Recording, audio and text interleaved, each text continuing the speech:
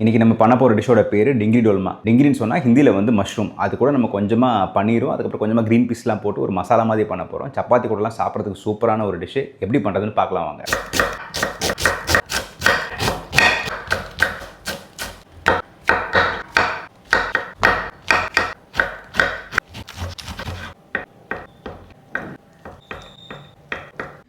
ஒரு பேனில் எண்ணெய் சூடானதுக்கப்புறம் அதில் வந்து சீரகம், காஞ்ச மிளகா, சாப் பண்ணி வச்சுருக்கிற பச்சை மிளகாவும் சாப் பண்ணி வச்சுருக்க வெங்காயம் போட்டுக்கலாம். கொஞ்சமாக உப்பு போட்டு வெங்காயம் வந்து பொன்னிறமாக ஆகிற வரைக்கும் வதங்கணும். வெங்காயம் வதங்கினதுக்கப்புறம் நம்மள வந்து இஞ்சி பூண்டு விழுது போட்டு பச்சை ஸ்மெல் போகிற வரைக்கும் வதக்கிக்கலாம். இந்த டைமில் சாப் பண்ணி வச்சுருக்க தக்காளி, மசாலாக்காக மஞ்சத்தூள், மிளகாத்தூள், தனியாத்தூள், கொஞ்சமாக உப்பு போட்டு பச்சை ஸ்மெல் போகிற வரைக்கும் வதக்கிட்டு ஒரு அரை கப் தண்ணி ஊற்றிட்டேன். கவர் பண்ணி ஒரு 5 நிமிஷத்துலேருந்து ஒரு 10 நிமிஷம் குக் பண்ணிக்கலாம். மசாலா குக் ஆனதுக்கப்புறம் இதில் வந்து கட் பண்ணி வச்சுருக்க மஷ்ரூமும் க்ரீன் பீஸும் போட்டுக்கலாம்.